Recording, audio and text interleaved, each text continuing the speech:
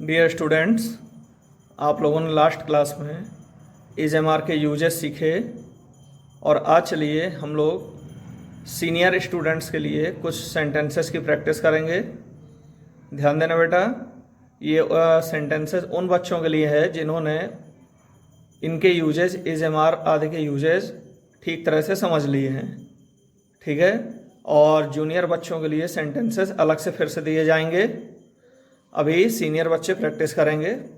पहले आप लोग इन सेंटेंसेस को आपने ठीक से देख लिया है, स्क्रीनशॉट ले लो और इनको खुद सॉल्व करो। इसके बाद वीडियो आगे प्ले करके आपको देखना है कि किस तरह इनको सॉल्व किया जाता है, ठीक। तो चलिए अब इनको हम लोग सॉल्व करना शुरू करते हैं। पहला सेंटेंस है, जून के महीने में बांदा में बहुत गर्मी पड़ती है। इस सेंटेंस को ज़रा ध्यान से आप देखो। वास्तव में सेंटेंस का सब्जेक्ट आपको ढूंढना है क्या है। बांदा में बहुत गर्मी पड़ती है, जून के महीने में, ये तो अदर वर्ड आएगा। तो अदर वर्ड्स या तो आप एकदम वाक्य के स्टार्ट में रख दो और या फिर लास्ट में रख दो, ठीक है, उसमें कोई प्रॉब्लम नहीं है। मेन चीज़ है कि हमें वाक्य का सब्जेक्ट पहचानना है कि बांदा बहुत गर्म होता है जून के महीने में, या बांदा में बहुत गर्मी पड़ती है जून के महीने में। तो देखो बेटा, वाक्य को हम हल कर रहे हैं। बांदा इज, बहुत गर्मी पड़ती है, too hot in the month of June. हाँ, तो सब्जेक्ट क्या हुआ, Banda is too hot. Hot क्या है, कॉम्प्लीमेंट है जो सब्जेक्ट के मीनिंग को कंप्लीट कर रहा है। Banda is equal to hot. कौन है हॉट, बांदा। या क्या है हॉट, बांदा, ठीक है। तो पहला सेंटेंस क्लियर हुआ आपको। सेकंड में आते हैं। दोपहर के समय सूर्य आग की लाल गेंद की तरह होता है। सब्जेक्ट क्या होगा, सूर्य। दोपहर के समय, हम चाहे इसको आगे रख लेते हैं, चलो आगे रख लेते हैं इस सेंटेंस में, अदर वर्ड्स में, एट नून, ठीक। दोपहर के समय सूर्य, तो क्या हुआ, द सन हो गया। सिंगुलर नंबर है, इज लगाएंगे, is like a red ball of fire, ठीक है। The sun is like a red ball of fire। चलो नेक्स्ट में आते हैं। मीना के पिताजी दूर के रिश्ते में मेरे चाचा लगते हैं। यहां सब्जेक्ट आपको एकदम क्लियर होगा, मीना के पिताजी, तो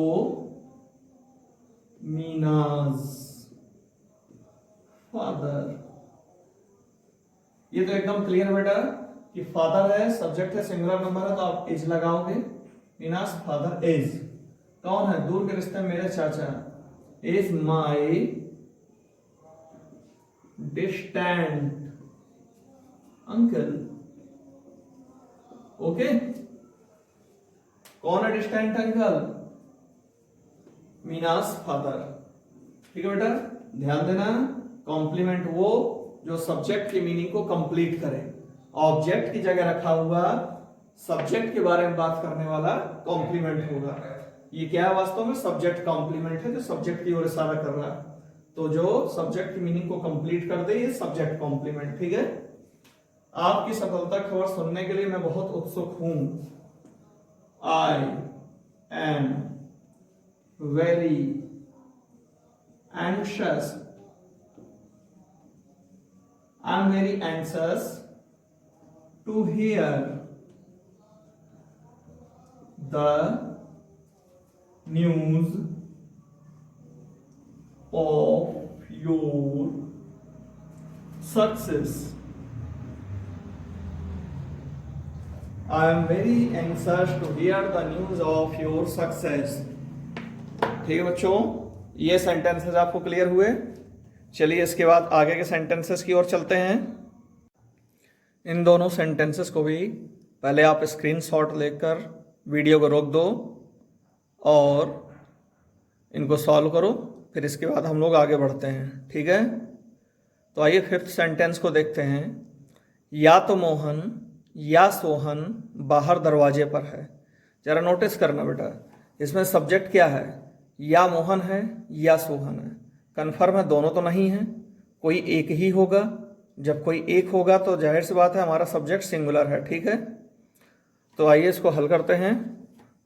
या तो मोहन, क्या लगेगा इसके लिए, आइदर मोहन और सोहन, ठीक है। आप इसे इधर और या आइदर और किसी भी तरह से बोल सकते हैं।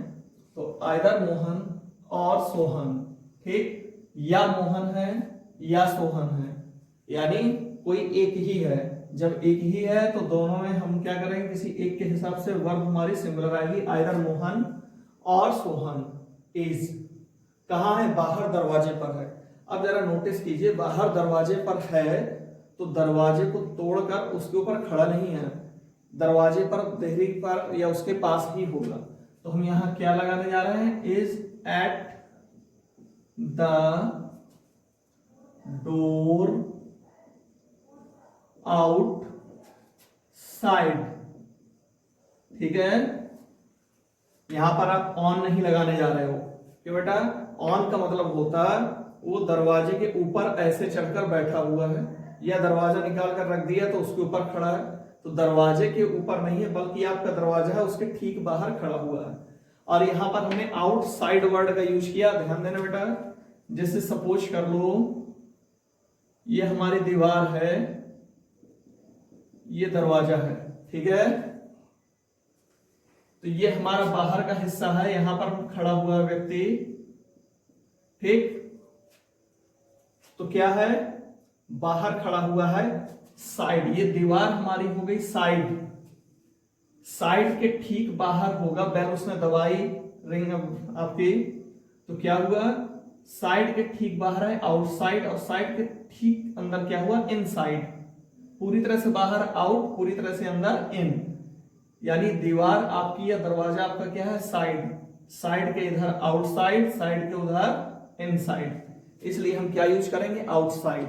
तो फिर समझो, आइदर मोहन और सोहन सब्जेक्ट हुआ, इज वर्ब हुई, कॉम्प्लीमेंट क्या है, at the door outside. At होगा, ऑन नहीं होगा, ठीक।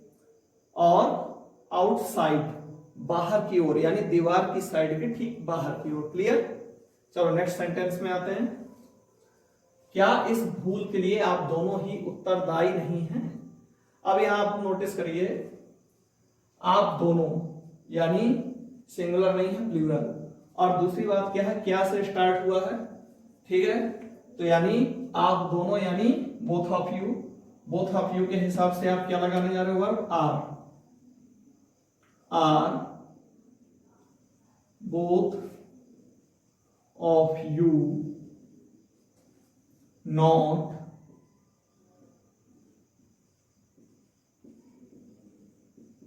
responsible, are both of you not responsible, ठीक। अदर वर्ड क्या हो जाना चाहिए, किस चीज के लिए रिस्पॉन्सिबल है, फॉर दिस मिस्टेक।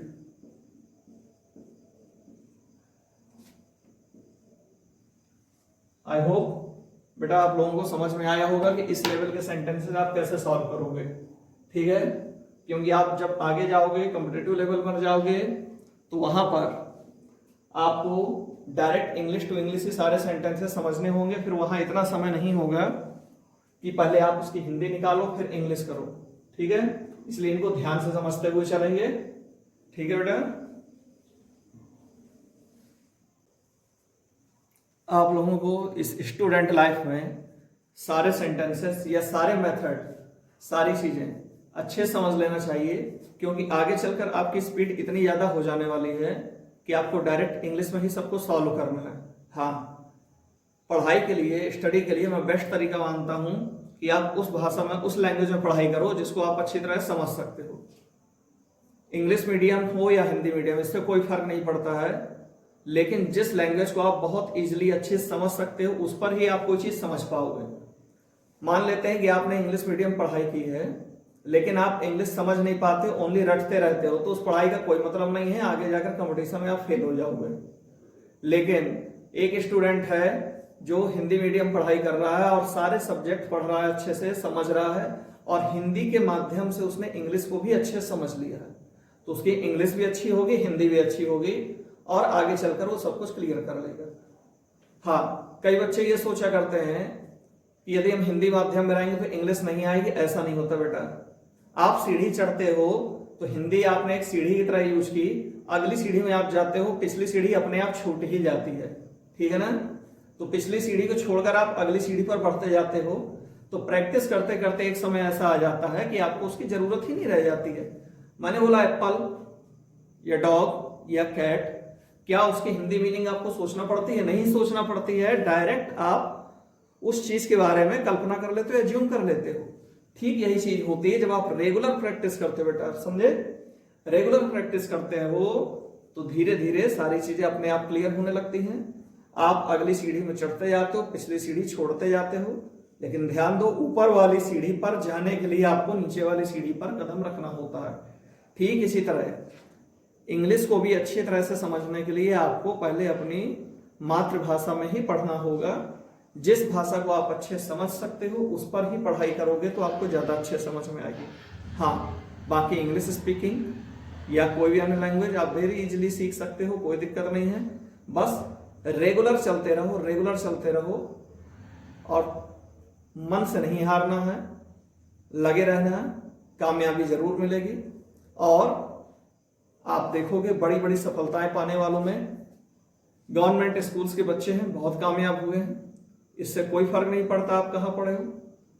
द्रोणाचार्य के पास पढ़ने के बावजूद 105 106 शिष्यों में एक अर्जुन ही तैयार हुआ, जबकि एकलव्य केवल उनको गुरु मानकर और निरंतर साधना करते हुए, अभ्यास करते हुए अर्जुन के लगभग बराबर ही आ गया था। इसलिए आप लोग मन लगाकर मेहनत करो, संकोच करने कोई बात नहीं है, और कामयाबी मिलेगी ही मिलेगी। ठीक है बेटा, ओके।